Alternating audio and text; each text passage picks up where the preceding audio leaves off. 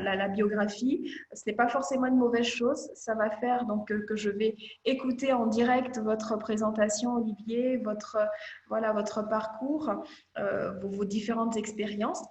Avant qu'on puisse entrer dans le vif du sujet, on a du temps parce qu'on a 1 heure et demie à passer ensemble entre votre intervention, votre exposé et puis également les questions qui seront donc mentionnées au fur et à mesure qu'on prendra donc dans la deuxième partie. Donc, ce que je vous propose, c'est effectivement donc de nous présenter pendant 1 heure, donc vous avez du temps. Et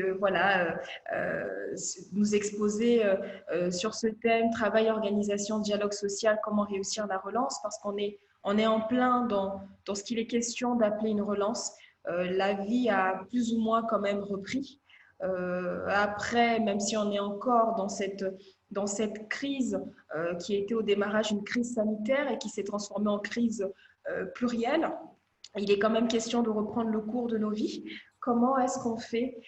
Voilà, donc vous allez nous partager tout cela et j'ai hâte et je pense les personnes connectées également. Donc, qui êtes-vous, Olivier? Alors, en fait, j'ai fait exprès de ne pas vous envoyer ma biographie parce qu'elle fait 127 pages et donc c'est un travail en soi. Plusieurs vies Euh, dans une vie, donc. alors, bon, je suis Olivier, ça vous le savez déjà. J'ai commencé ma carrière dans la banque à l'international, mais j'y suis resté très peu de temps et suis revenu en France pour faire de la sociologie des organisations. Alors, j'ai été dans le monde de la recherche en sociologie.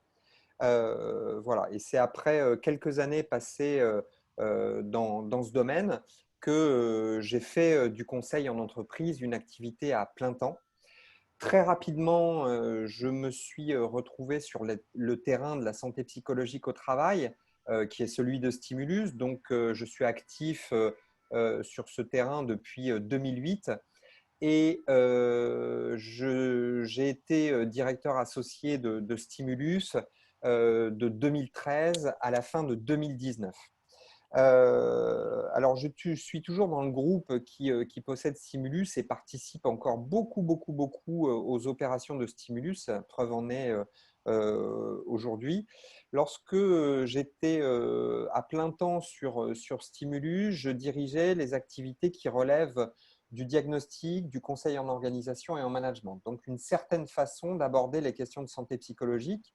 Disons que mon rôle, c'était de remonter le plus loin possible, le plus profondément possible dans les causes. Hein. D'accord. Voilà, à la différence de certains de mes collègues psychologues qui, dans les processus qui vont des conditions de travail vers l'état des individus, interviennent un petit peu plus tard dans ces processus. Au cours de ces années, alors moi, depuis que j'ai quitté la banque, hein, il y a quelque chose qui m'anime, c'est de concilier les enjeux économiques et les enjeux humains. J'ai été face à deux soucis. C'est que d'abord, quand on porte l'étiquette santé psychologique au travail, on est assez peu écouté par les dirigeants, du moins dans leur choix stratégique et organisationnel. Ça, c'est le premier point.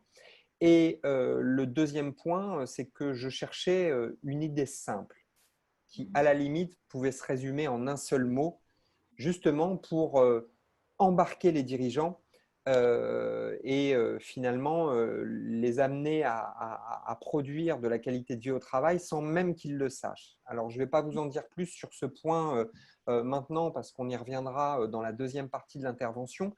Toujours D'accord. est-il qu'il me semble avoir trouvé ce mot, cette idée simple, et c'est ce qui m'a amené à créer Lightfeed, qui est en fait une spin-off de Stimulus. Voilà, j'ai extrait une idée de la vie de Stimulus pour la faire grandir.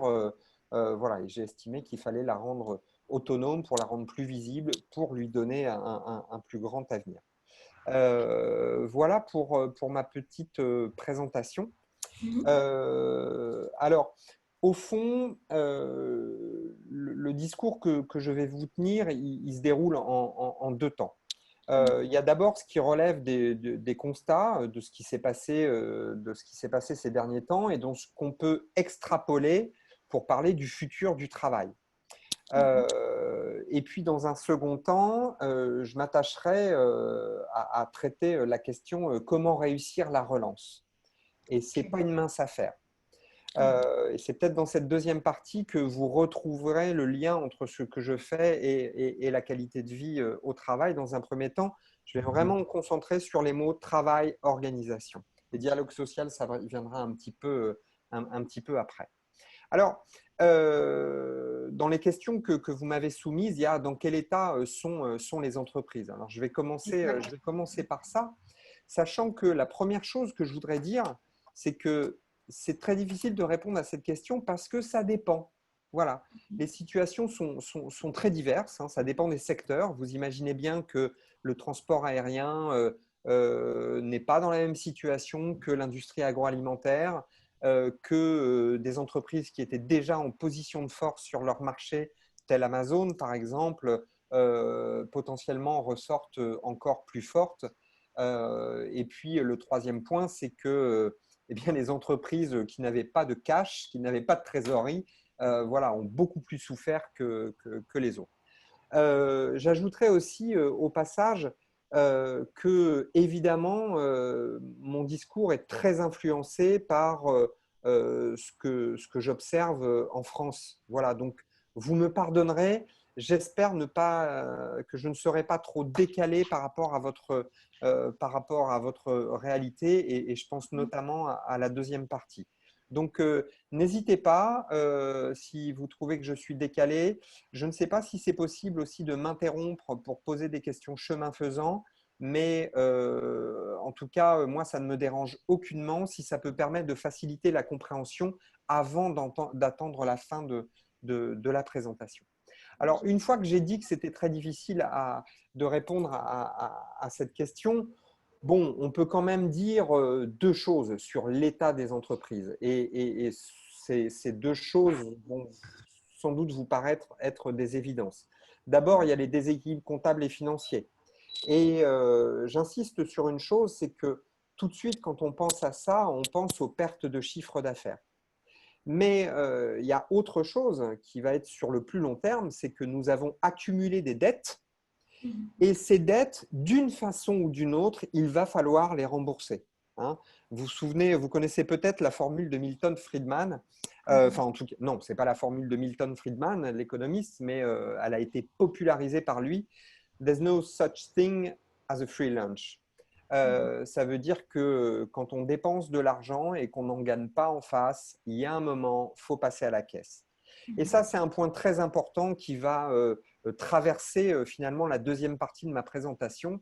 C'est que quand on parle de relance, eh ben, la question à se poser, c'est comment va-t-on faire pour rembourser sans asphyxier les entreprises, sans asphyxier la population. Donc ça, si on devait retenir une chose de toute cette affaire, c'est bien ça qui va être central dans la trajectoire des peuples et des entreprises. Il y a un deuxième point aussi qui va, alors sur lequel je ne vais pas vraiment revenir dans la suite du propos, mais évidemment, l'incertitude, alors ça fait des décennies qu'on vit dans l'incertitude économique, hein, l'avenir est devenu beaucoup moins prévisible depuis les années 80. Mais j'ai envie de dire, il était suffisamment prévisible pour que les entreprises, dans la façon dont elles organisent, dont elles structurent leur chaîne de valeur à travers le monde, j'insiste sur le à travers le monde, étaient très orientées optimisation. C'est d'ailleurs cette volonté d'optimisation, et notamment sur les coûts, qui a fait le bonheur de la Chine.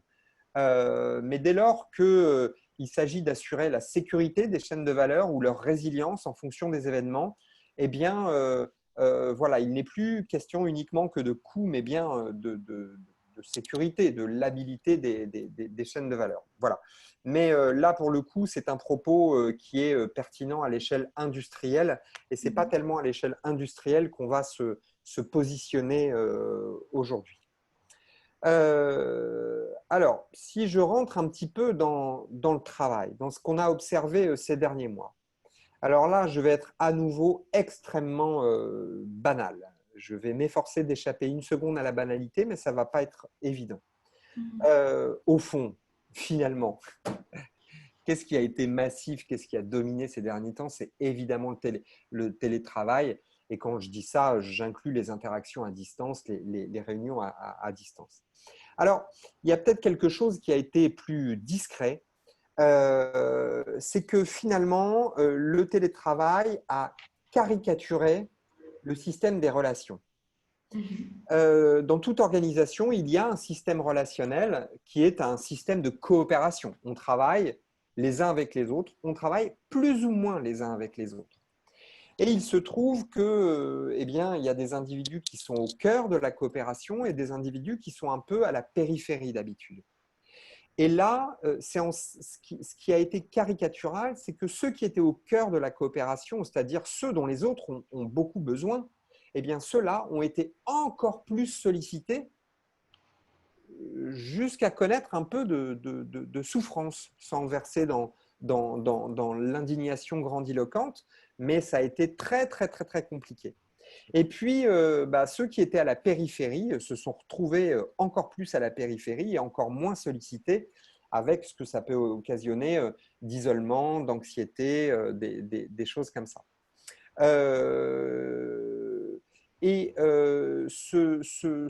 Cette caricature, alors très souvent, moi j'ai vraiment le goût de la caricature, j'adore ça, parce que parfois on voit mieux en caricaturant qu'à l'état naturel. Et en ce qui concerne les individus qui ont été très, très, très, très peu sollicités, ça dit quelque chose de la fonction qu'ils remplissent au sein des entreprises. Alors, je ne dis pas, enfin, loin de moi, sinon je n'aurais pas travaillé dans la santé psychologique au travail pendant des années et des années. Loin de moi l'idée de faut fermer le job et enfin, faut supprimer le poste et point. Mais en tout cas, il faut s'interroger. D'où vient l'exclusion? Qu'est-ce qui fait que les voisins ne ressentent pas le besoin de travailler avec cette personne? Donc là, cette caricature, c'est aussi l'occasion de s'interroger. Peut-être qu'en fin de séance, on reviendra dessus parce que la deuxième partie permettra de discuter ce point de façon plus sérieuse. Dernier point, il se trouve que dans un certain nombre d'entreprises, on a du mal à faire revenir les individus. On a assez peu d'éléments pour affirmer des choses sur les difficultés de retour. Alors effectivement, il y a tout de même encore l'anxiété, puisque le virus circule toujours, donc ça peut être toujours un peu inquiétant de prendre des transports en commun, etc. Mais j'ai envie de dire, même au moment où l'inquiétude s'est relâchée, les gens ne sont pas forcément revenus au travail. Et ça, ce n'est pas un phénomène isolé, hein, puisqu'on en parle dans les journaux. Et là, pour le coup, il y a de quoi s'interroger. Est-ce que ces individus-là trouvent moins de sens au travail ou à la présence sur le lieu de travail? Donc, ça mérite qu'on s'interroge. Peut-être plus intéressant si on extrapole maintenant. Hein, si on regarde sur le long terme, la question majeure, notamment à partir du moment où on se dit qu'au centre des perturbations introduites dans le monde du travail, il y avait le télétravail. Au-delà de ça, je n'ai pas vraiment remarqué de grandes ruptures dans les façons de travailler. Il y a eu effectivement des procédures d'urgence, qui n'étaient pas vraiment des procédures, puisque ça consistait justement à contourner certaines procédures. Mais j'ai envie de dire que tous les écarts qu'on a faits par rapport au fonctionnement normal de l'entreprise, c'était tout de même sous l'effet de l'urgence et sous l'effet d'une inquiétude extrême. Et là, pour le coup, il y a un critère qui a surpassé les autres, c'est la survie des individus, la survie des entreprises. Et de ce point de vue-là, lorsque ces enjeux de survie s'éloigneront, eh bien, les logiques normales qu'on a pu observer pendant 20-30 ans, avec notamment la complication des entreprises, l'ajout de procédures, d'indicateurs, etc., tout ça va reprendre son cours et va redevenir un problème pour les entreprises, pour ceux qui ont prêté de l'argent aux entreprises et pour les travailleurs, mais ça, j'y reviendrai plus tard. Pour l'instant, je voudrais me concentrer sur le télétravail. Que peut-on attendre à l'avenir? On a entendu beaucoup de discours sur le mode on a découvert que c'était possible de fonctionner massivement en télétravail, on a levé des inhibitions, on a appris à utiliser des outils. Ok, certes. Tout de même, est-ce que ça permet d'extrapoler? Je serais tenté de faire l'hypothèse, et j'ai vraiment une intime conviction, je suis très convaincu par cette idée-là, c'est que notre expérience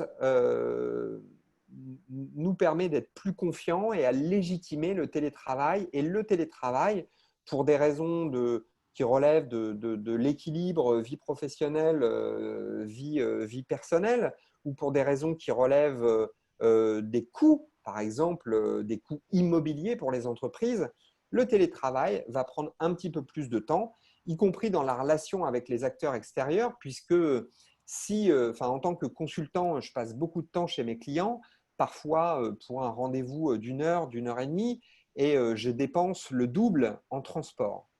Donc là, il y a une question d'économie, de productivité, et le télétravail viendra prendre plus de place, il n'y a aucun doute là-dessus. Mais il ne sera pas la norme. Il ne résumera pas le fonctionnement des entreprises. Vous avez peut-être entendu parler du groupe PSA qui, vers la fin du confinement, a proposé de faire du télétravail une norme en son sein. Je dois dire que ça m'a beaucoup énervé. Pourquoi? Parce que prendre une telle décision à l'échelle du groupe PSA, c'est embarquer des centaines de millions d'euros, c'est embarquer des milliers d'individus, et que quand on s'apprête à faire ça, j'ai envie de dire que la sagesse voudrait qu'on regarde ce qui a été fait par d'autres entreprises avant. Et il se trouve qu'il y a deux entreprises qui ont essayé de faire du télétravail une norme, c'est Yahoo et IBM. Ça remonte quand même à quelques années. Et puis là, on parle d'entreprises qui sont spécialistes des technologies qu'on utilise pour le télétravail. Et pourtant, elles en sont revenues. Pourquoi? Qu'est-ce qui a fait et qu'est-ce qui fera que le télétravail gardera une importance limitée dans la vie des entreprises? Eh bien, pour ça, il faut revenir un petit peu à une caractéristique du monde dans lequel on vit. Depuis les années 80 au moins, alors aux États-Unis ça a démarré avant, mais on a assisté à une intensification de la concurrence parce qu'on a ouvert les marchés, parce qu'on est passé d'une situation de pénurie après-guerre et finalement il y a de plus en plus de marchés qui ont été saturés. Donc plus de concurrence, et comment on fait pour échapper à la concurrence? Eh bien on innove. Et donc progressivement, on a fait c'est-à-dire ce qui sort de la routine, ce qui sort du normal, on en a fait une routine et une normale. Nous vivons dans une économie qu'on peut décrire comme une économie de l'information, mais on peut aussi la décrire comme une économie de l'innovation. Et ce point-là, il est très important pour imaginer l'avenir du télétravail. C'est que l'innovation repose beaucoup sur un certain type d'interaction que je qualifierais d'interaction informelle et non planifiée. C'est-à-dire que ce sont des échanges inattendus. Au moment où un problème se pose, je vais aller discuter avec un autre individu pour imaginer une solution. Ou alors, je vais retrouver deux collègues à la machine à café et j'en rencontre un troisième. Et je vais pouvoir nouer une nouvelle relation. Mais avec les nouvelles relations, qu'est-ce qui vient? Il vient aussi de nouvelles associations d'idées. Dans les rencontres informelles, non planifiées aussi, ce qu'on fait, c'est parler d'autre chose que du travail. On donne de l'épaisseur aux relations. Et cette épaisseur va nourrir la confiance. Et la confiance va rendre un tas de choses possibles. Donc, l'innovation repose beaucoup sur un certain type d'interaction, je le respecte, des interactions informelles et non planifiées. La machine à café, c'est l'exemple typique. Or, qu'a-t-on utilisé, qu'a-t-on fait pendant le confinement quand on était forcé de télétravailler? On a utilisé Zoom, comme maintenant. On a utilisé d'autres plateformes, on a utilisé Teams, tout ce que vous voulez. On a utilisé des outils de communication qui, certes, facilitent les interactions à distance, mais qui facilitent un certain type d'interaction. Les interactions formelles et planifiées. C'est-à-dire que les horaires sont définis à l'avance, la liste des participants et au moins une partie de l'ordre du jour. On perd l'inattendu, on perd les associations d'idées les nouvelles associations d'idées qui, par définition, viennent comme ça et nous font imaginer de nouvelles choses. D'accord? Donc, dans une économie de l'innovation, nous ne pouvons pas nous reposer que là-dessus. Ça signifie aussi que des contraintes de localisation continueront de peser. Et ça, ce n'est pas vrai uniquement pour les relations internes à l'entreprise, c'est vrai aussi pour les relations externes. Quand on innove, de plus en plus, on innove avec des clients, avec des fournisseurs. Si on n'innove pas avec les clients, c'est quand même un petit problème. Donc, si on veut des interactions informelles et non planifiées, si on veut de l'inattendu, si on veut de l'épaisseur, eh bien, il va falloir continuer à habiter près les uns des autres et à se rendre sur le lieu de travail. Alors, les turiféraires ou les fanas du télétravail pourront dire oui, mais on pourrait imaginer des nouveaux outils qui permettraient les interactions informelles et non planifiées. Par exemple, on pourrait imaginer des bureaux virtuels et on vivrait dans les bureaux virtuels avec un avatar. Ou alors on vivrait dans une réalité augmentée, mélangeant les bureaux physiques, la réalité réelle, là, et puis d'autres choses. Et ça, pour le coup, Monsieur Tirmarche, ça nous permettrait de faire du télétravail de la norme. J'écarte ici tous les jobs qui exigent une interaction avec de la matière, hein, donc l'industrie manufacturière, la distribution de produits, l'industrie de flux. Hein. Je parle du télétravail quand il est envisageable au regard de la nature de l'activité. Mais à ces fanas du télétravail, je répondrai que pour travailler avec un avatar dans des bureaux virtuels pour faire de la réalité augmentée, il faut des équipements lourds, il faut des investissements. Et ces investissements-là, on ne va pas les faire dans les bureaux de chaque membre de l'entreprise. Ça n'est pas possible. Il y a, et pour le coup, ça c'est une réalité. Si on va visiter les salles de réunion des entreprises les plus avancées en matière de télécommunication, une salle de réunion, c'est 100 000 euros, 200 000 euros. En tout cas, voilà, ça peut descendre en dessous, mais on reste dans l'ordre de milliers et de milliers d'euros et plutôt 30 000, 40 000 euros. Donc, vous imaginez un investissement de 30 000 ou 40 000 euros dans les bureaux, dans les logements de tous les salariés? La réponse est non, évidemment. Donc, il va falloir des économies d'échelle. Donc, il va falloir regrouper ces équipements dans des bâtiments. Donc, il va falloir habiter près des bâtiments. Bref, comme dans le monde d'avant. Voilà. Donc, il y a une limite intrinsèque au télétravail qui est liée à l'innovation. Évidemment, ou au travail complexe. Évidemment, si vous êtes dans un travail très routinier, c'est-à-dire avec des procédures, des dossiers qui se ressemblent beaucoup, des gestes ou des opérations que vous reproduisez à l'identique, bref, quelque chose de très, très routinisé, où finalement il suffit de donner des fiches techniques au fabricant ou au maillon qui vous suit dans la chaîne de valeur, bah oui, là, effectivement. C'est d'ailleurs ça qu'on a délocalisé en Chine, à l'autre bout de la planète pour des Français. On a délocalisé la fabrication en série. On a aussi installé des bureaux de recherche et développement. Mais pourquoi? Pour avoir des solutions, pour produire des solutions adaptées au marché chinois. Et là, on retombe dans la question de l'innovation. Et innover pour les Chinois avec les Chinois suppose d'avoir un bureau de R&D en Chine. Vous voyez bien que là, on retrouve une contrainte de localisation. Voilà. Donc, ce n'est pas demain la veille que chacun travaillera dans dans sa maison de campagne. Donc, le mieux pour des grands groupes comme PSA ou d'autres grandes entreprises, c'est de ne pas tirer des plans sur la comète, de ne pas investir lourdement en se disant qu'on va faire le télétravail tout le temps pour tout le monde. Voilà.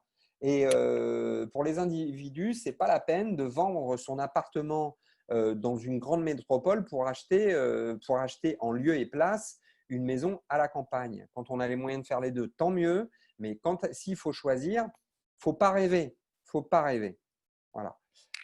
On restera dans les grandes métropoles. Les grandes villes resteront les grandes villes et les métropoles resteront les grandes gagnantes de l'économie contemporaine.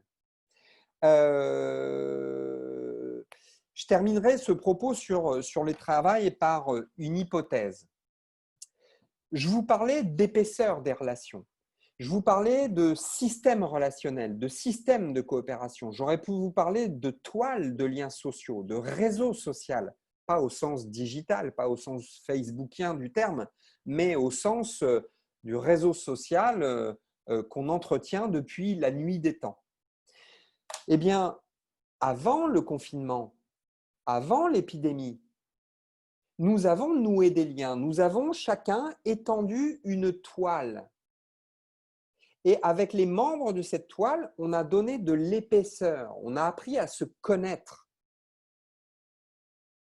Autrement dit, pendant le confinement, n'a pas augmenté quand le télétravail était permanent et forcé. On peut faire l'hypothèse qu'on a consommé du capital social plutôt qu'on a renouvelé. Ça veut dire qu'on ne peut pas extrapoler à l'infini. Ça veut dire qu'à un moment, il faut renouveler le capital social, il faut l'entretenir. Et ça se fait par d'autres choses que les réunions organisées à distance. Ah, c'est sûr que on a été extrêmement efficace dans l'animation des réunions. Mais pourquoi? Parce qu'on va droit au but, parce qu'on suit l'ordre du jour. Mais ce n'est pas ça le capital social. Ce n'est pas ça la socialisation. Voilà. Donc, tout ça pour dire que, vous aurez compris, j'ai une conviction extrêmement intense. Il ne faut pas tirer de plan sur la comète là-dessus. Ce à quoi on peut s'attendre aussi, c'est à des tensions dans le dialogue social. Vous me permettrez d'être familier 2 secondes, j'espère ne pas vous choquer, mais de la même manière que je pratique beaucoup la caricature, parfois j'aime bien utiliser des termes familiers pour imprimer les idées. Et là, ce que j'ai envie de dire, c'est que dans les années qui viennent, on risque de morfler, d'en baver. Pourquoi autant de tensions dans le dialogue social? Tout à l'heure, je vous parlais de la nécessité de rembourser les dettes. À ça, on peut ajouter aussi la difficulté à retrouver le chiffre d'affaires qu'on avait avant la crise. Mais même si on retrouve le chiffre d'affaires, la structure de coûts va évoluer avec la pression des dettes. Que cela se traduise par une pression fiscale, par une pression des charges sociales, par une pression des banquiers, etc., etc. Mais il va y avoir une pression sur les marges. Et donc, il va falloir, d'une façon ou d'une autre, faire face à ça. Ça va passer par une réduction des coûts de structure et ou par de l'attrition organisationnelle, c'est-à-dire en d'autres mots, on va réduire la voilure, on va faire disparaître des activités.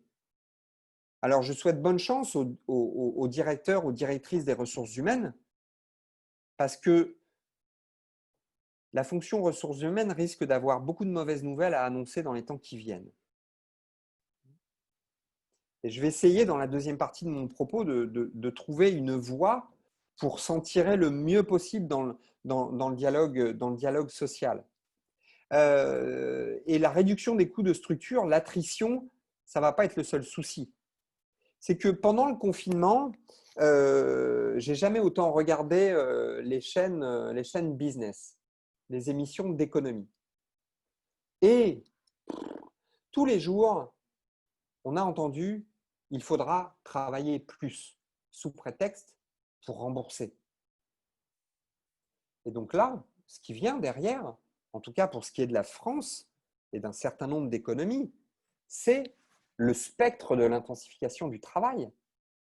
Pour ce qui reste, parce que la ligne précédente, la réduction des coûts de structure, la réduction de la voilure, c'est là où on parle beaucoup de gens qui partent ou aussi de gens qui vont voir leur budget fondre comme neige au soleil.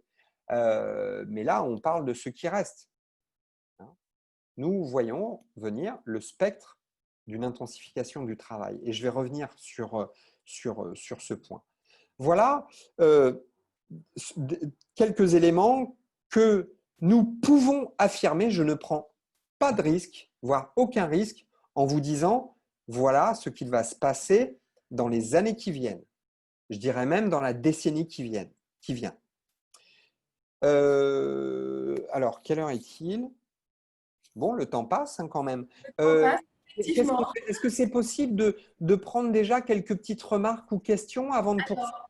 Effectivement, là pour le moment, on n'a pas d'intervention, donc je pense que vous pouvez continuer. Mais pour celles et ceux qui sont en ligne, n'hésitez pas à partager, enfin en tout cas, à dire si vous avez des questions, on pourra les prendre. Voilà, je ferai signe. Voilà.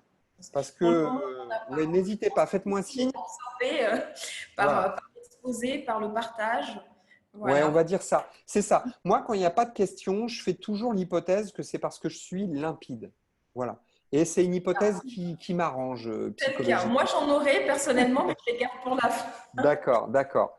Voilà. Bon, n'hésitez pas. Surtout que là, en mode push, voilà, je consomme beaucoup de vos ressources cognitives. Alors, je vais rebondir sur le « il faudra travailler plus ». Moi, j'ai envie de dire que qu'est-ce qui se cache derrière? Qu'est-ce que disent les chroniqueurs de l'économie quand ils disent il faudra travailler plus? En fait, ce qu'ils disent, c'est il faudra produire plus. C'est autre chose. Hein? Pour rembourser des dettes, il faut faire de l'argent. Pour faire de l'argent, il faut écouler des produits sur le marché. Il faut vendre des produits. Donc, l'enjeu, il est bien de produire plus. Le travailler plus, c'est au mieux un moyen. Mais vous voyez que déjà, ça rouvre un petit peu la perspective. Et on va s'interroger sur le lien entre produire plus et travailler plus. La thèse que je vais défendre, au fond, c'est qu'on peut produire plus sans forcément travailler beaucoup plus. Après, on peut produire plus en travaillant plus. Mais il n'est pas nécessaire que l'intensification du travail soit en proportion de l'augmentation de la production. Je vais y revenir. Okay. Toujours est-il que, finalement, ce que je vous ai dit, c'est qu'on fait face à une exigence de productivité inédite.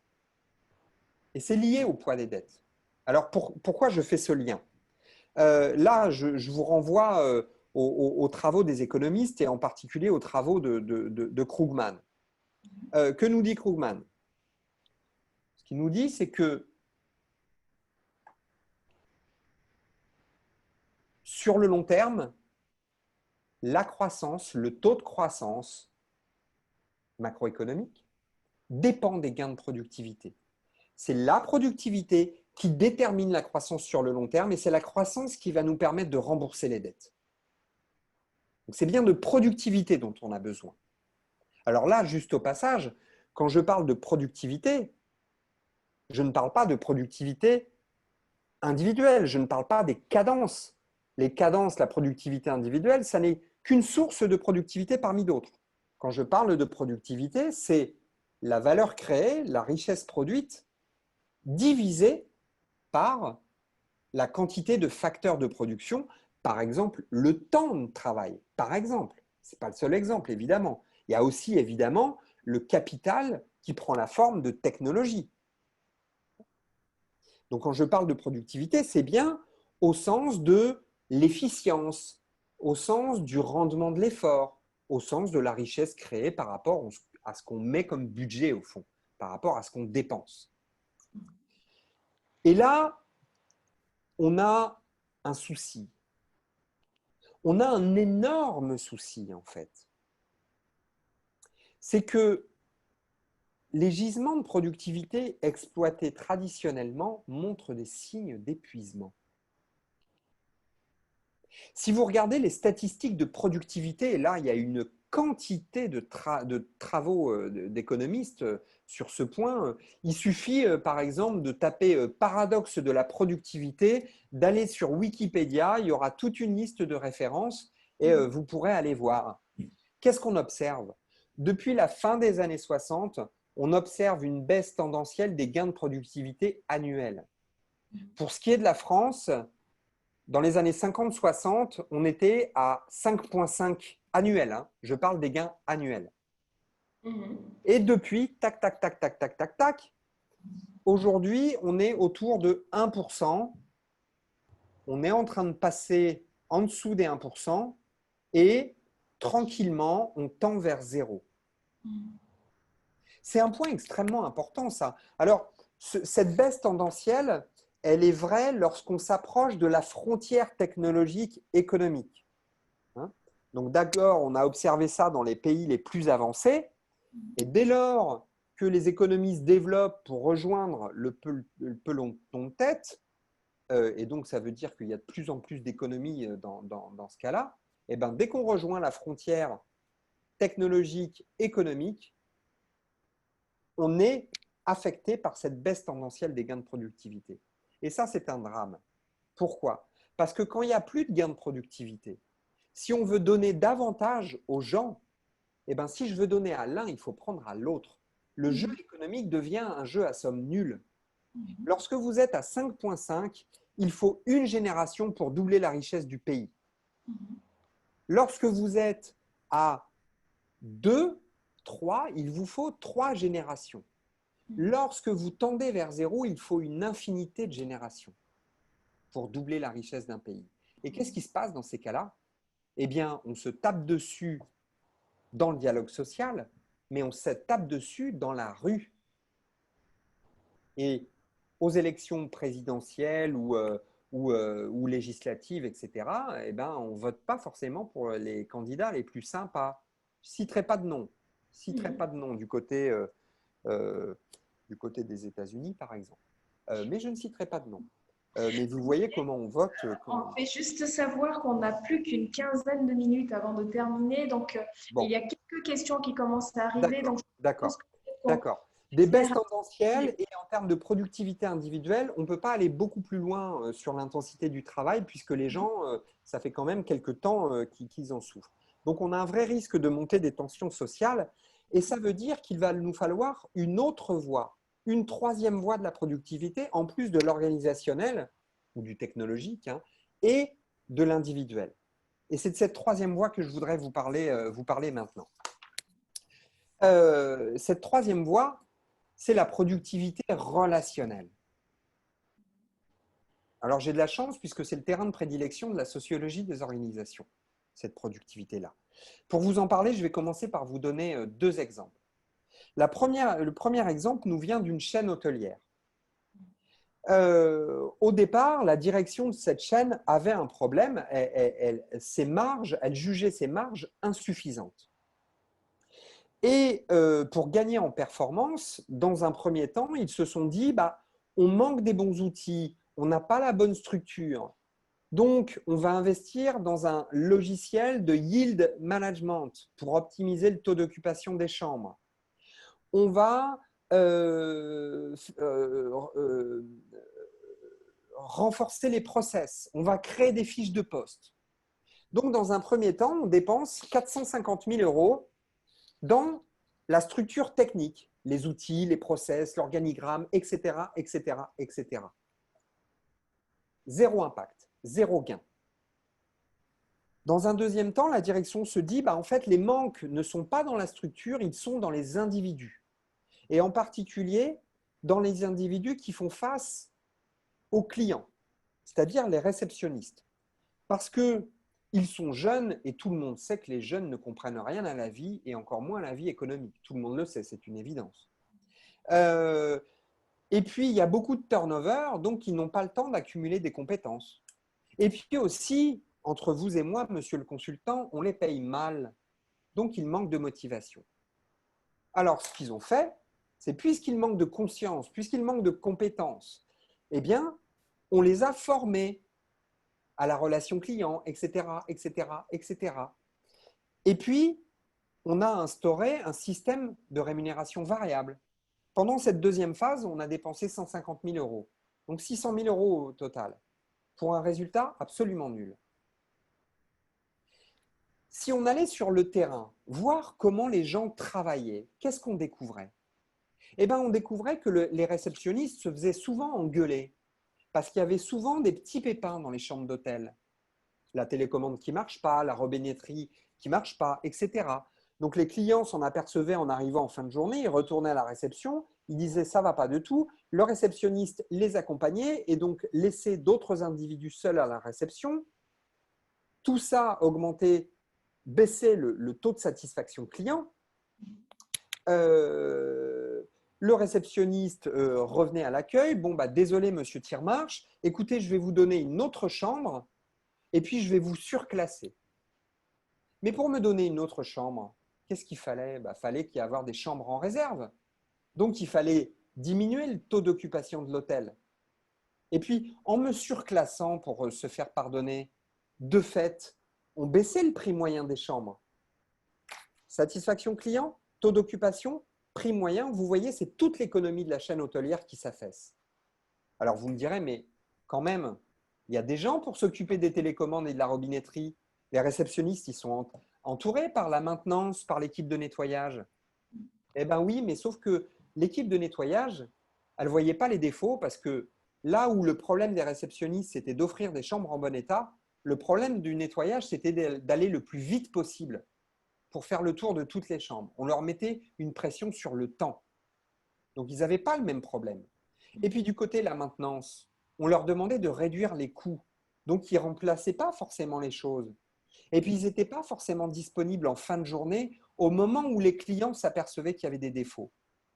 Bref, chacun avait un problème à lui. Il ne partageait pas les problèmes. Ce qui manquait, ce n'était pas des outils, ce n'était pas des compétences ou nanana, c'était de la coopération. Mais pour le comprendre, il fallait aller sur le terrain. Et donc, il s'agissait bien d'un sujet relationnel. Il fallait faire converger les objectifs des différentes fonctions. Puisqu'on manque de temps, je vais aller très vite sur le deuxième point. Et on a quelques questions qui arrivent aussi. Bon, alors on n'a pas strictement besoin du deuxième exemple. Mais vous voyez, à travers le cas de cette chaîne hôtelière, qu'est-ce qu'on a fait? On a joué sur le système des relations entre les fonctions pour gagner en performance. En fait, on a amené les réceptionnistes à évaluer les autres fonctions. Ce qui fait que le problème des réceptionnistes devenait le problème des autres. Or, je vous rappelle que c'est la façon dont les réceptionnistes géraient leurs problèmes qui contribuait à la dégradation de tous les indicateurs de performance et donc la situation économique. Donc, on a joué sur les effets de système pour gagner en performance sans dépenser 450 000 euros puis 150 000 euros. C'est-à-dire que tous ces investissements, 600 000 euros sans aucun résultat, ça, c'est ce qui s'appelle du travail non créateur de valeur. C'est ce que j'appellerais le surtravail. C'est le mot que j'ai recherché pendant 10 ans ou 15 ans. Le surtravail. Okay. Pour la relance, on n'a pas l'argent pour faire ce qu'on a fait là. On n'a plus de marge au niveau de la santé psychologique ou de la santé physique pour travailler de façon encore plus rapide. La productivité relationnelle, c'est un atout dans le dialogue social. Ça permet de répondre aux enjeux économiques. Vous ne dépensez pas d'argent. Et ça permet de fournir un socle dans le dialogue social autour de la productivité. Parce que vous ne tuez pas les gens à la tâche. Vous gagnez plus en travaillant moins, si je caricature. Donc l'enjeu, il est bien celui-là, d'aller chercher la productivité relationnelle. Alors comment on fait? Eh ben, en gros, on fait le contraire de ce qu'on fait depuis un certain temps. Depuis un certain temps, quelque chose gagne de plus en plus de place, c'est le management abstrait. Le management abstrait, c'est quoi? C'est de gouverner une organisation sur la base de l'organigramme, des process, des outils, des indicateurs, etc., etc., etc. Mais vous voyez bien à quoi ça nous a mené dans la chaîne hôtelière. Pour gagner plus sans effort ni investissement supplémentaire, il fallait aller sur le terrain. Il fallait, on va dire, alors ça, je peux vous passer tout ça puisque finalement, je l'ai dit à travers cette petite étude des cas, il faut aller sur le terrain, voir comment se déroule le travail. Si je reformule, il faut reconnecter les managers et les dirigeants au terrain. Il faut sortir du management abstrait. Quand je parle du terrain, ce n'est pas forcément le rez-de-chaussée, ce n'est pas l'atelier, le centre d'appel. C'est aussi les couloirs du comité de direction ou du comité exécutif. Parce que là aussi, on travaille concrètement. Hein, le terrain, c'est tous les étages, c'est tous les niveaux organisationnels. Le terrain, c'est l'espace où se déroulent les interactions. Vous voyez que l'objet, dans le cas de la chaîne hôtelière, c'était bien les interactions.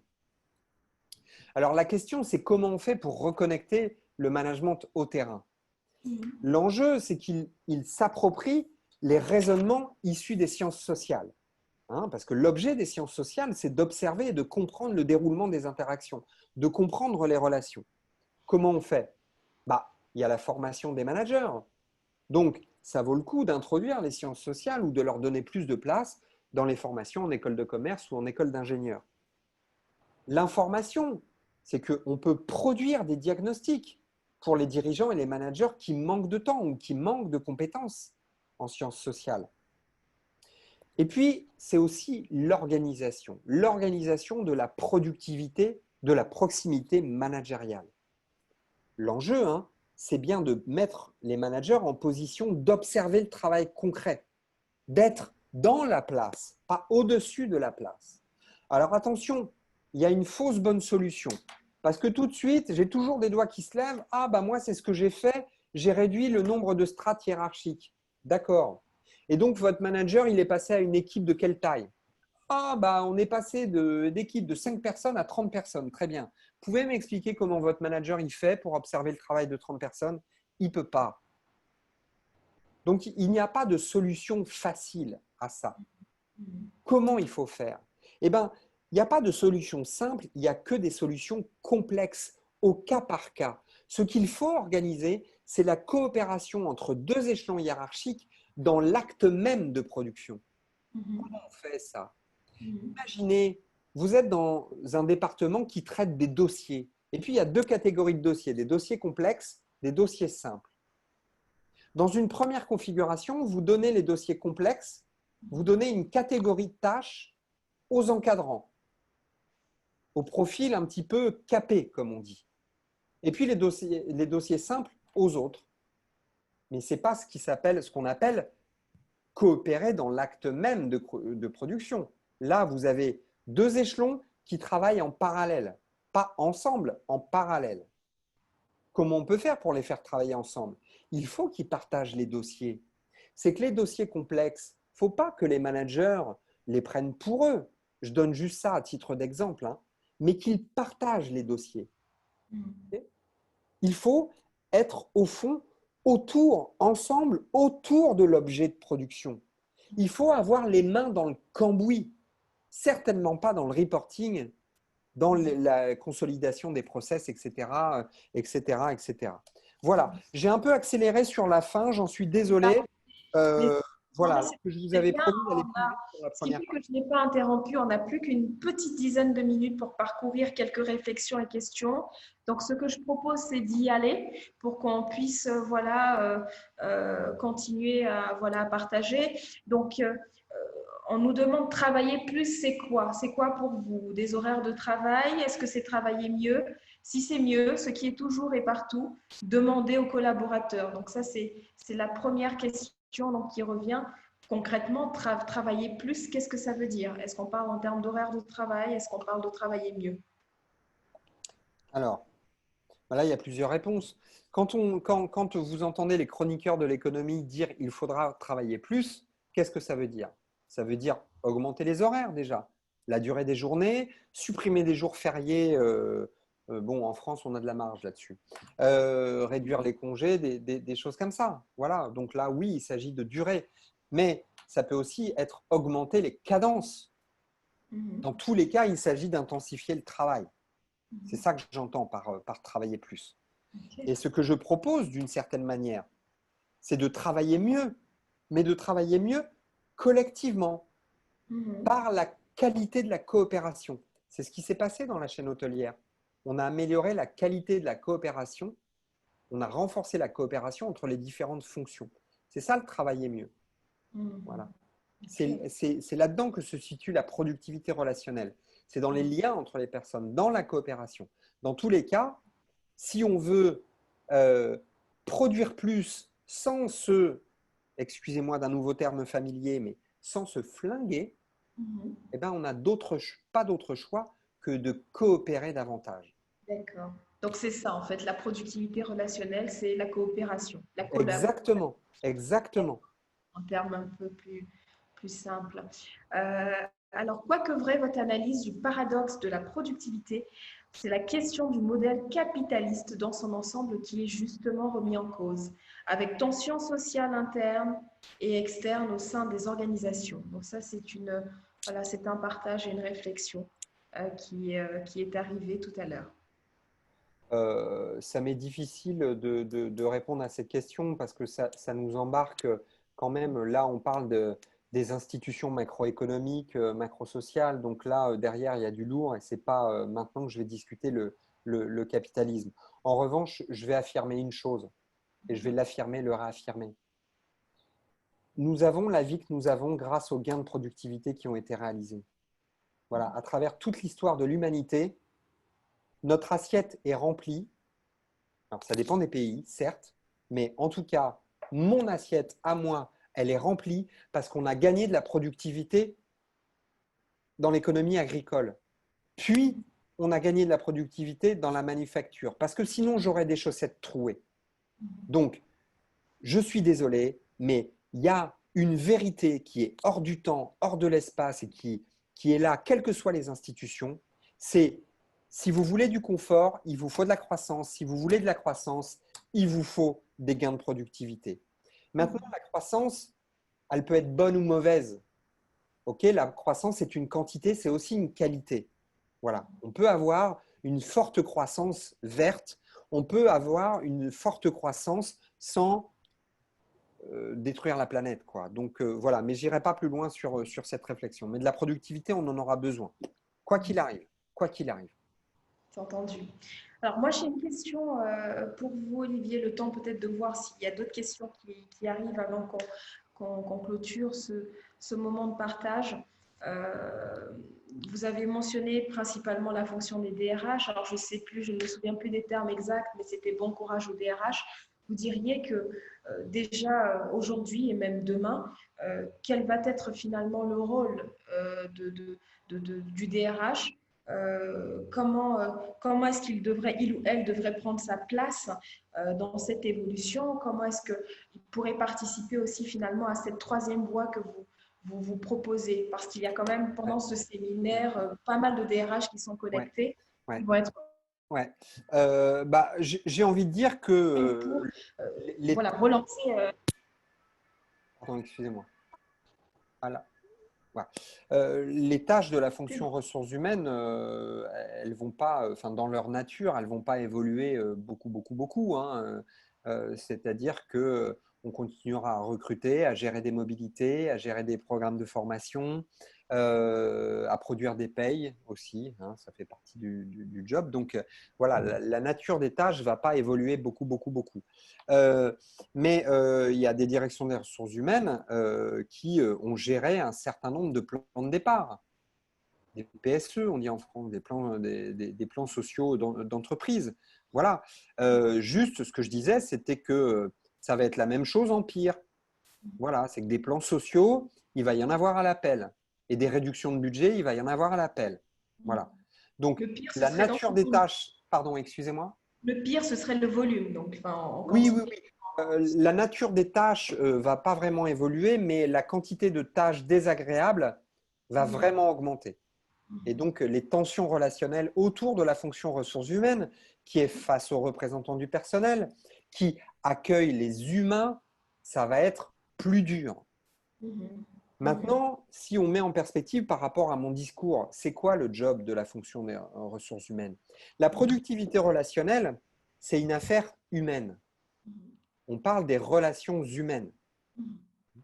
S'il y a une fonction qui doit porter la dimension humaine, mais pas naïvement. Là, moi, je ne suis pas naïf. Hein. Depuis le début, je vous parle d'argent. Mhm. Mhm. Hein. Le truc, c'est que le mot sur travail, la réduction du travail non créateur de valeur ou la productivité relationnelle, c'est met en valeur la dimension humaine, mais pour des questions d'argent. Bien C'est comme sûr. ça qu'on fait converger les enjeux. Et là, moi, j'ai envie de dire que dès lors qu'on parle de tout ça et de sciences sociales, eh ben, ce que peut faire la fonction ressources humaines, c'est de promouvoir ces idées. C'est d'être à la table des comités de transformation, des comités de direction, des COMEX, etc. Et de dire, mais il y a peut-être une troisième voie. Voilà, donc c'est d'abord une affaire de promotion. Et puis ensuite, ça devient à nous d'équiper encore plus les DRH pour que finalement ils deviennent autonomes là-dedans. Derrière, c'est à la fois des raisonnements, c'est une façon d'observer la réalité, de se mettre à l'écoute du travail, pas de faire des psychopapouilles, mais d'être à l'écoute du travail, le déroulement de l'activité au quotidien, du premier au 15e étage. Voilà ce que peut faire la fonction ressources humaines. D'accord. Alors, concernant le cas textile qui a été partagé, donc Monsieur Cotoclo demande à ce que vous en dites un peu plus, Hmm. enfin, vous expliquiez un petit peu plus Ouais. le Là, cas. mais en fait, c'était l'histoire d'un distributeur textile qui a connu une très, très, très, très forte croissance pendant 10 à 20 ans. Et au bout d'un moment, la croissance a fléchi. Pendant des années, ils ont multiplié les initiatives. Ils ont élargi la gamme à plusieurs reprises. Ils ont même créé une nouvelle enseigne. Euh, Ils ont investi dans la communication, la publicité. Ils ont renforcé le contrôle des coûts. Là, la liste est partielle. Et ce n'est pas 600 000 euros dans ce cas-là qu'on a dépensé, c'est des millions et des millions d'euros pour un résultat absolument nul. Absolument nul. Quand on regarde le travail, non plus à la base, mais à l'étage du COMEX, eh bien, on découvre quelque chose. Quand on se rapproche un petit peu, on découvre qu'il y a eu plein d'initiatives différentes, mais au fond, l'entreprise a tourné en rond, c'est-à-dire qu'elle a reproduit le schéma qui avait fait son succès, qui était celui d'une stratégie de volume. Et quand on va faire des entretiens, quand on observe le travail concret des patrons de cette boîte, qu'est-ce qu'on découvre? Qu'en fait, toutes les initiatives qui s'écartaient du schéma stratégie de volume ont été écartées, étouffées dans l'œuf. On les a fait échouer. Pourquoi? Parce que quand on étudie le système relationnel, le travail au 15e étage, ce dont on s'aperçoit, c'est qu'il y a un homme qui était devenu surpuissant, c'était le directeur des achats. Pourquoi? Parce que du temps de la stratégie de volume, qui dit stratégie volume, dit recherche d'économie d'échelle, dit centralisation d'un certain nombre de fonctions qui peuvent concourir aux économies d'échelle. Administration, finance, achat et d'autres. Et ils sont devenus tellement puissants, ils ont formé une coalition dominante. Et donc, toutes les remises en cause du schéma historique, du schéma qui leur avait conféré du pouvoir, étaient retoquées. Et donc là, vous aviez encore un système relationnel, mais qui faisait que l'entreprise tournait en rond. Ça, c'est du travail non créateur de valeur. Et là, il y en a eu pour des millions. Ça a duré des années et des années. Et là, pour le coup, si on modifie le système relationnel, c'est toute la trajectoire de l'entreprise qu'on modifie. Donc la productivité relationnelle, la réduction du surtravail, c'est quelque chose d'extrêmement puissant. Là, pour changer le système relationnel, qu'est-ce qu'il fallait faire? Eh bien, vous prenez le directeur des achats, vous lui donnez un super projet, un job fantastique. mais un job qui demande de la réactivité et de l'autonomie. Alors, croyez-moi, en 3 semaines, le gars se retourne contre la centralisation. C'est toute la coalition dominante qui était autour de lui qui s'écroule en 3 semaines. 3 semaines. On économise des millions et des millions d'euros, des milliers d'heures de travail comme ça. C'est ça la productivité relationnelle. C'est des gains de performance sans investissement ni effort supplémentaire. Ok. Merci de m'avoir laissé le temps de revenir sur ce second cas, parce que là, on est plus sur de la stratégie que du coût de fonctionnement, comme dans le cas de la chaîne hôtelière. Exactement. Euh, Monsieur Kouao, comment rendre le schéma hiérarchique agile pour plus de flexibilité dans la délégation des tâches? Bah, c'est compliqué de répondre à ça. Alors, l'agilité, ça veut dire plein de choses. Et moi, je me perds un peu dans la définition de l'agilité. L'agilité, c'est une capacité d'abord à l'échelle industrielle à reconfigurer la chaîne de valeur. L'agilité, c'est une capacité à prendre rapidement des décisions qui changent la donne. Et là, je vous renvoie au cas textile. Là, il y avait zéro agilité, là. Ça tournait en rond. Vous voyez? Donc, pour redonner de l'agilité, il fallait retrouver une connaissance, une bonne connaissance du système relationnel, comprendre les mécanismes relationnels pour apporter un tout petit changement. Vous faites ça dans le système une fois que vous l'avez compris et boum, c'est toute l'entreprise qui regagne en agilité. Mais là, je crois que vous évoquez autre chose. Là, on est à un niveau plus microscopique de l'agilité au sens de débrouiller les situations finalement, de prendre des décisions adaptées aux réalités du terrain. Mais on en revient à ce que je disais, c'est qu'il faut sortir du reporting, des procédures, des indicateurs pour retourner sur le terrain. Encore une fois, le terrain, ce n'est pas que la base. Hein. Le terrain, c'est tous les étages, tous les niveaux organisationnels. Et comment on fait?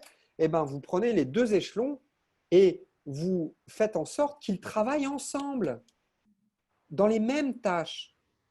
Et une fois que vous faites ça, vous avez du management concret. Une fois que vous avez du management concret, vous comprenez le déroulement des interactions.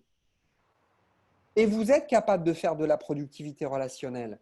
Et vous n'avez pas besoin, comme dans le cas de la chaîne hôtelière, qu'est-ce qui se passait? 450 000 euros de process, de fiches de poste, d'indicateurs, 150 000 euros dans des plans de formation. C'est-à-dire que vous avez rempli les agendas à hauteur de 150 000 euros. Et vous n'en aviez pas besoin. Une fois que vous faites du management concret, vous avez besoin de moins de procédures, moins de reporting, etc., etc. Ce qui fait que plus vous faites du management concret, plus vous avez de temps pour faire du management concret. Mais au départ, il faut une volonté, il faut une impulsion. Et après, vous avez une économie vertueuse en interne. Vous avez des managers aux prises avec le terrain qui prennent donc des décisions adaptées aux réalités. Si l'agilité, c'est prendre des décisions adaptées aux réalités, et ben voilà, c'est ça. Okay. Alors, Monsieur Diou, étant ivoirien, comment mieux organiser son travail avec les nations ouest-africaines, voire hors d'Afrique? Alors, là, vous voyez, cette question tape en plein cœur dans mon ignorance. C'est-à-dire que je ne sais tout simplement pas, et je le dis avec un petit peu de honte, mais je connais très mal votre économie et je connais très mal le lien entre les nations sur votre continent. Donc, je suis ignorant. Je ne sais Bon, pas. Je suis on désolé. enchaînera avec une autre question alors à ce moment-là. Mais une question à laquelle je sais répondre, hein, s'il vous plaît. Oui. Mm. Mhm.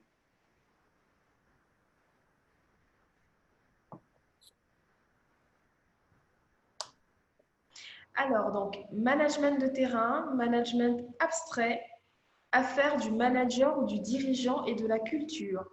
Nationale, comme en Allemagne, demande-t-on. Voilà, donc ça, c'était la question de M. Cotoclo. Je ne sais Vous pas pouvez si vous répéter, je ne suis pas sûr d'avoir bien compris là. Alors, on a parlé de management abstrait, Ouais. management de terrain. Ouais. Est-ce une affaire donc du manager, du dirigeant et de la culture nationale, comme en Allemagne? Donc, il mentionne donc le cas de l'Allemagne. Je ne sais pas Oui, si… bah, moi, j'aurais plutôt évoqué le cas de la France. Mhm, C'est-à-dire que le système éducatif, alors, qui commence à changer, mais historiquement, les managers, ils sortaient d'où? Ils sortaient d'écoles de commerce ou d'écoles d'ingénieurs. C'est-à-dire dans les institutions du management abstrait. mhm, Puisque dans les deux cas, les sciences de gestion ou les sciences de l'ingénieur, on apprend à faire quoi? À modéliser. mhm, Et ce qui a été prestigieux en France, c'est le travail conceptuel. Voilà. Et j'ai envie de dire que dans une large mesure, on a méprisé le travail manuel. Mais au-delà de ça, on a méprisé le travail concret. mhm, Alors, c'est sûr que vous avez des ingénieurs qui sont directeurs d'usine ou juste en dessous, et ceux-là, alors ceux-là, ils sont en contact avec la réalité plus facilement. Voilà. Mais là, pour le coup, oui, la culture nationale peut avoir un poids, et en France, on n'a pas pris le bon chemin avec Napoléon, quoi, d'une certaine manière. mhm. Voilà. Alors, on va prendre deux interventions. Donc, il y a deux personnes qui souhaitent intervenir avant de clôturer ce moment passé ensemble. Il me semble que la première personne, c'est Monsieur Kwao. Donc, je vais lui donner la main pour qu'il puisse échanger et nous rejoindre. Donc, Monsieur Kwao, vous avez la main. Donc, je ne sais pas si vous nous entendez.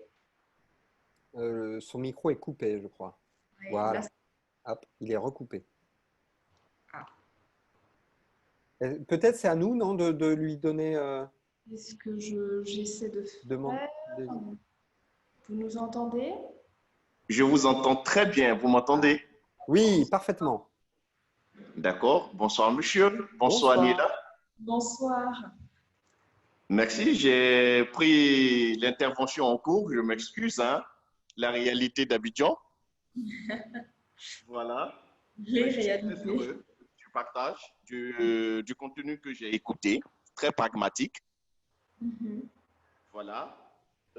J'ai peut-être une dernière question à notre interlocuteur, à notre conférencier. Aujourd'hui, c'est vrai, il y a toute une redéfinition qui s'impose à nous vis-à-vis de la situation post-Covid. Comment est-ce que le digital peut être un véritable tremplin dans un management pragmatique, comme il a eu à l'utiliser, ce management de terrain? Comment est-ce que le digital s'insère de façon définitive dans une stratégie managériale optimisée? Voilà. Alors ça, c'est un point important. Figurez-vous que ce matin même, la Harvard Business Review France a publié un OK. petit papier de moi, très court, intitulé La digitalisation va-t-elle nous sortir vraiment de la crise? Euh, et pourquoi j'ai soulevé ce point? C'est que les outils digitaux, les investissements digitaux, s'il n'y a pas de coopération, ça ne servira à rien. Voilà. C'est clair. Les outils de communication ou de mise en circulation d'informations euh, ne font que relayer les informations que les humains veulent bien donner ou recevoir. Effectivement. Donc, à la base, il y a un besoin d'échanger D'accord.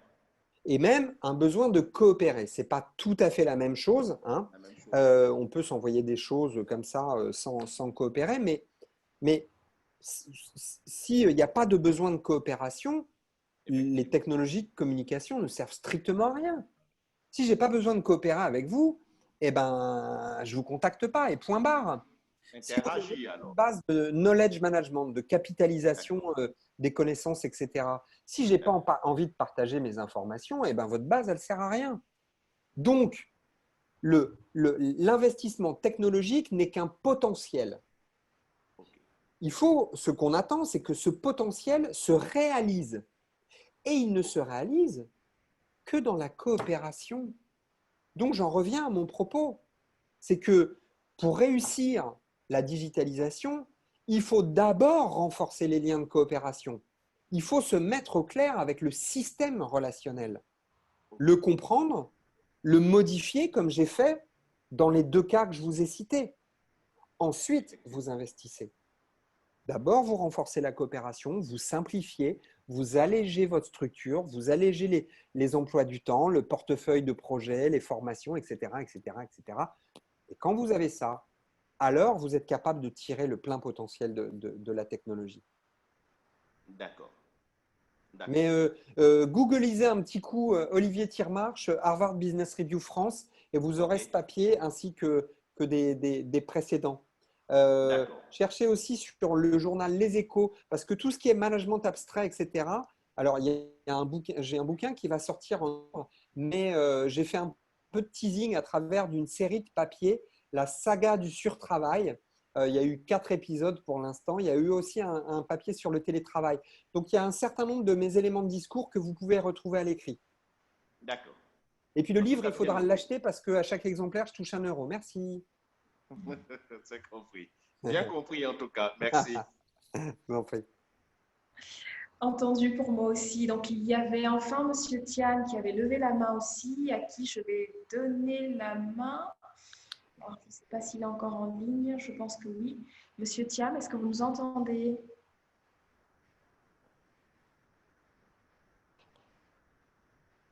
Donc là, je ne vois pas du tout de possibilité d'activer son micro. Oui.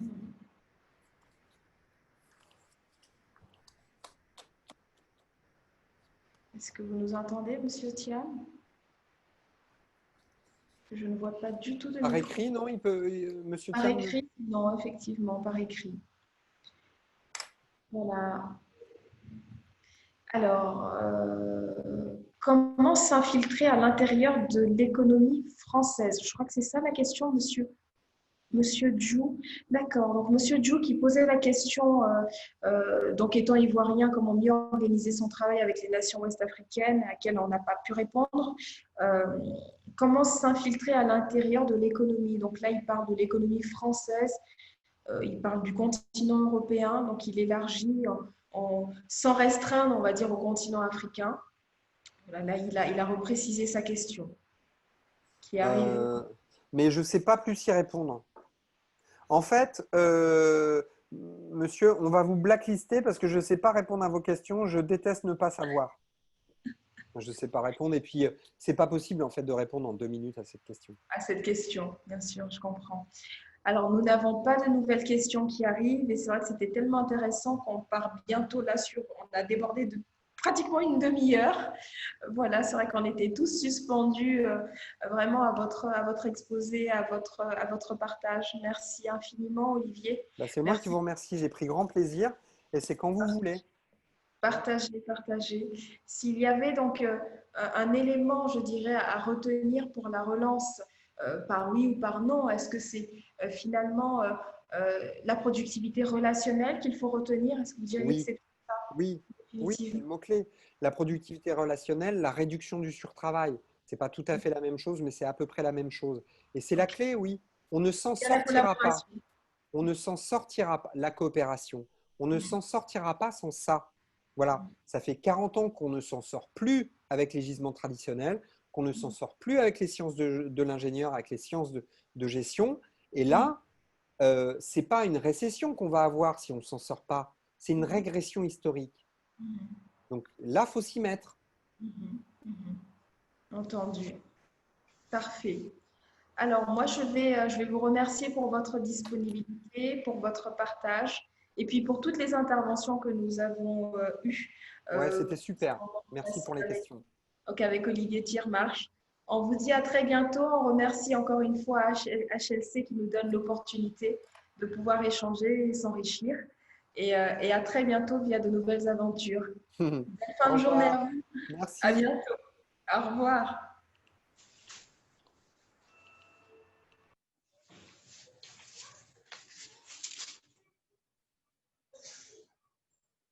Je vous laisse aussi.